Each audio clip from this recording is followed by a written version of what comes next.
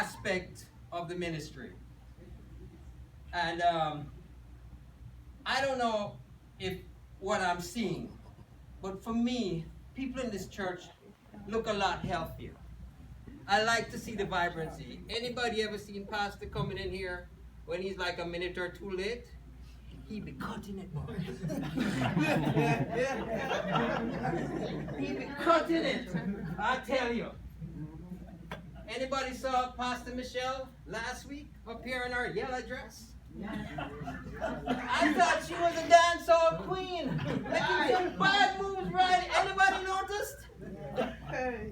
You know, anybody saw Brother Anthony beating the daylights out of them drums yesterday? Last week early? Anybody ever had Brother Alex squeeze their hand? This aspect of exercise that I want to touch on. I said HIIT it. It's labeled as a mnemonic of HIIT, which is high intensity interval exercise. So we want to just do that one more time, and we want to make it faster. Left, 2, 2, 3, 3, 4, 4, 5, 5. Good.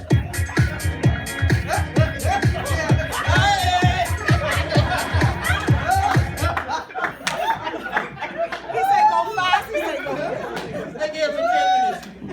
But for me, music really helps me to do things, you know.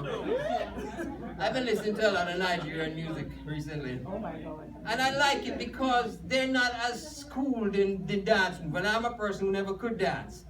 But I can do their thing because it's doing almost anything you want to do. And I got a good pretend in my mind. I just, I can really have mind games going on. So the whole thing about high intensity interval exercise, it's really to get your heart rate up to about 85-90% of what they consider maximum. And I guess the quickest, shortest way to calculate that is to subtract your age from 225, and then you get your maximum heart rate. So if you were 50 and you subtracted that from 225, you probably end up with 175, maybe around that. And then you're trying to get 80% or 90% of that, which would be about 140, 150. And then, of course, when you get up there, you're going to find that you're going to breathe differently. They say if you can really talk when you've done that, you haven't really reached there yet, Which, remember the disclaimer now, right? Remember the disclaimer. But I want to say that this is for any and everybody. Whether you're young, middle-aged, old, diabetic, heart disease, even check with your doctor. But basically they're saying it's kind of for everybody. And I always say, listen to your body. Now, I'm not coming to you as, I don't mean to keep you on side, please. Sorry. I'm stepping into pastor's role there. Yeah, we're saying this was for anybody. Yeah. Well, you guys can just sit in the front row. Yeah. And if you notice, we were created to move quickly. Sister Lisa has a baby. And it won't be long before that baby starts running and can't stop running. Because once she gets beyond that first step, it's like, He's gone. Yeah. anybody remember Brother Alex's little baby when he was here? Or whenever he comes here? So there's a natural disposition in us to be really quickened. I think, and it's so delightful to see. We got 2 kids in the back there. And I bet you that little fella, he sat down and got up more than 100 times. That one in the glasses. And his sister was doing it, they just can't keep still, they just keep moving, In our society, where I think it falls apart is once they start to go to school. You ever seen them go to the bus in the morning? Walk across the road, you parking. Oh my gosh, what a culture. Anyway, this is not about that. We're talking about getting the heart rate up to about that. And there is interval. So basically you're shooting to do it 30 seconds to 90 seconds of that high intensity, then you relaxed. You know, people say, well, if you do it for 30 seconds, you rest for a minute. You know, some people, but you want to try to get to maybe doing it for 30 seconds and resting for 30 seconds. Whatever. I'm not trying to make a rule. I'm really just trying to refresh your memories as to a principle that is innate in us, and how and try to give you some recall of how you used to do it. I mean, I remember back in the day, I went on some sand dunes near the oceans where they were reclaiming some land. And trust me, me and my cousin was there, and we saw a haggard person. Back in Jamaica, Jamaicans would know what I'm talking about. We used to call them Bagawaya. But Bagawaya is a very unkept person, and usually has a crocus bag over the thing. And believe me, as kids, we thought they ate kids or, you know, captured kids. So when me and my cousin saw Bagawaya trying to make a move for us, we took off running. I trust me, my whole life, I can't remember my foot not touching ground. When we moved, and tell me, we were running, we wasn't checking if he was near. We couldn't spare that. We had to run till we couldn't run no more, right? When we finally run out of gas and look, Bagawaya not in sight, you know? But, you know, we have different experiences. Some of us run to catch a bus. You know, some of us got housework to do, and you got an appointment, so you got to go faster. So as I say, I'm not here as a trainer, but just to introduce a principle to you, because as you're going to see, it has benefits. And it's a lot more efficient. Physiologically, it's a lot more oxygen demanding. It causes the metabolism of ATP to be more efficient, and whatever CMPs that they use in generating energy.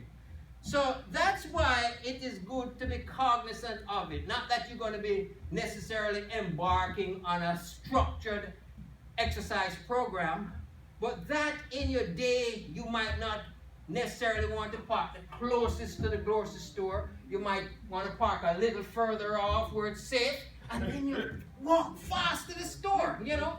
I'm so impressed. You know, sometimes when I go to the island, you know, relatively, you know, our country is so much poorer than here. But when you see those people, they look so strong. They're just muscular, they move, they have a fluidity of movement. I mean, it's just beautiful to watch that kind of thing. Yeah. And as I said, you know, in your daily life, you can do it. I mean, I remember we used to do some karate training. 1, 2, 3, 4, 5, 6, 7, 8, 9, 10. 1, 2, 3, 4, 5, 6, 7, 8, 9, 10. Alright, Bruce Lee now. You didn't see that. That was so. But trust me, broke a sweat. Definitely breathing differently. My pulse is up. I might need a chair. With this type of exercise, there are some benefits. It gives us a well-being. But trust me, you know, I don't want you to think I've been doing this, you know. It's a concept that I've been aware of. No, this opportunity really led to a lot of learning, you know. I can't take it today. You know, your brother said, if he looks like that, I don't need it. Tennis every day. Oh, God. Yeah, I like tennis. I play tennis a lot. A lot. But it does give a sense of well-being. I just tried to say that when I went to Jamaica recently, I started to jog. But not only that, I started to jog. I started to go faster than a jog. You know, a lot of people think if I'm jogging, they laugh because it's ridiculously slow. But anyway, I started to run, and I could really feel my feet going. You know, I could really feel myself bouncing. Man, I felt good. It felt nice. Yeah. It felt really nice. And so when I came back here, I kind of knew I had that in me, so I kind of took it to another level. But in addition to giving you that different self-image and confidence, it is reportedly supposed to lend to longevity, which is, I've always been interested in longevity, which is why I was aware of this concept from some time back. And they think that if you really make this an active part of your daily living, it should increase your lifespan from 13 to 20%. Most people say 13%. And somebody was writing an article, and they were comparing Americans to the, I think it's what they call Hunzas. The Hunzas. The Hunzas is a tribe that is more located in Pakistan or India. But it's reported that they do have a long lifespan. The men probably live to, this is what they're saying, to about 110, and the woman 122. And they attributed that to their lifestyle of activity and also their diet. And we should put a disclaimer here also that no exercise can outdo a poor diet. So they ate a lot of organic food, food that was grown right around them.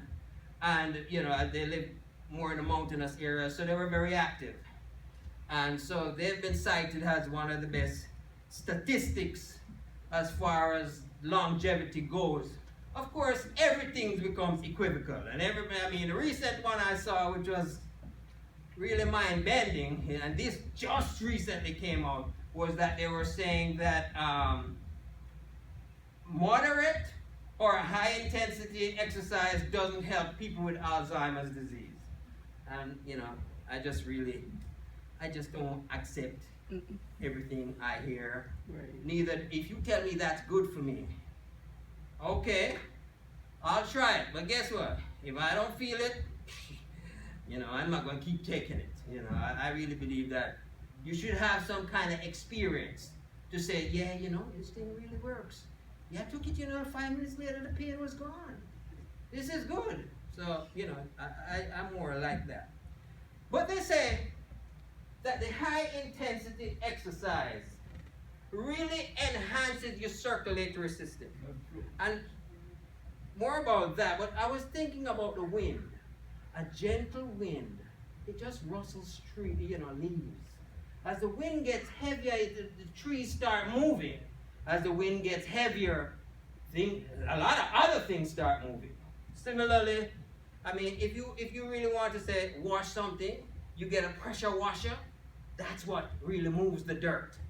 I only say that just as introductory for a concept that they say that Americans, by they reach 35, 40, their circulatory system has been diminished by 60%. This is, I don't have a lot of scientific backup for this. It's just articles that I read. But it's a good concept. And they're saying that by you reach 60, your circulatory system is down about 80%. Now, in saying that, they also say that you must realize that in your body, there is some 60,000 miles of vasculature. Can you perceive that? That you have 60,000 miles of vasculature to you? When you measure all those arteries, all those arterioles, all of them, it's mind-boggling. That is no wonder that when you lose even 60% of it, you're still functional because you still got another 20,000 miles at least of vasculature. So you think you're doing all right, but you really, they compare a 40-year-old American to a 90-year-old person from the Pakistan region we were talking about. So that is mind-boggling when you really come to the realization of it. And when you see how people live on their phones and their pads and walk slowly to the bus, it's not surprising then anymore, We gotta be like Minister Winston, man. Minister Winston, he goes to university and Miramar Parkway and runs up that bridge like it's nothing and has the nerve to post it on Facebook. Minister Winston something else, you know, he's a wicked ping pong player. Yeah, Winston, he made me give it up, man. I had no chance at all. And they also say that the high intensity interval exercise, it also increases your lymph flow. And lymph and blood is all involved in taking nutrients and oxygen to the cells. But they think the lymph is a lot involved in removing some of the garbage, the junk, the toxicity from the cells. So it's important to have a good lymph flow. As a disclaimer, I just say this, that it says that when you do high intensity type of exercise, it decreases your libido a little bit. Grown people talk now. Right? Yours ears, brother. No, but despite that, it makes the experience a lot better. So they are really endorsing it. You're not as rabbity, but you're a lot more enduring and satisfying. Let's pretend. Okay, I am running with that. So my wife has given me the time signal. Guys, I just wanted to show you something here. You know, recently I came across exercise that's called, what is it? Burpees. And I wanted you guys to demonstrate burpees for us. All right, let's do some burpees, guys. All right. Go, what?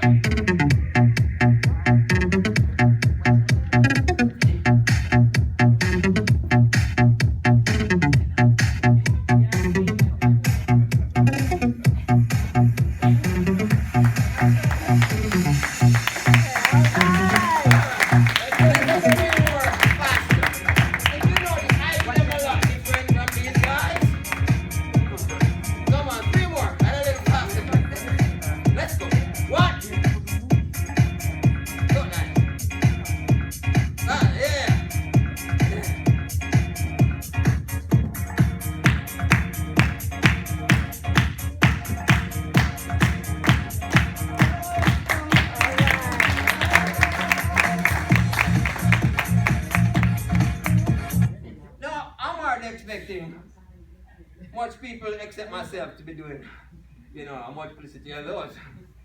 But, and I will be doing them. That's a secret right now. Of course, the other one that they seem to do a lot is what's called the Tabata squat. Come on, you guys know Tabata squat? It's something like you go like this, and you get up and jump, go like this. You think it works the whole body. And just the exercise guys will know all about that. And as I said, I'm not really pressing that program. I just seek to mention them. All I'm really wanting is you guys to be aware of this concept and to incorporate it in your daily lives. Now, as far as these exercise people go, they want you to do it at least twice a week. They don't think you should do it every day. But I think you should do it at least 3 times a day. Because you're not doing it 20 or 30 minutes. You're not doing it 20 or 30 minutes. You might actually you're lucky if you get a minute. I'm down to 20 minutes. That's why it's going to be another 10 years before I get back up there. Which is okay. I like this little gadget, A girl on the job introduced it to me a couple of years ago. Of course, she had a little girly one that weighs 2 pounds. And I being a macho guy, I wanted the man one. But this is a lot too heavy. It's really heavy. I really recommend the girly one. But the main reason I like this thing is because they always talk about the 6-minute exercise. You do it all kind of ways. Trust me, if you do it long, 6 minutes, you'll be feeling some pain. But it's mainly to remind you of the 6-minute thing. It's called shake weight. And you probably could get it for $10. I don't really know. But really what I wanted to do was the 6 minutes. And encourage you to see if you can get your heart rate up for 6 minutes, even 2 or 3 times a day. Remember the disclaimer, check with your doctor. But if you're fat, if you're diabetic, if you have some heart conditions, you really can do this. And generally, it should extend your lifespan. But thank you all very much.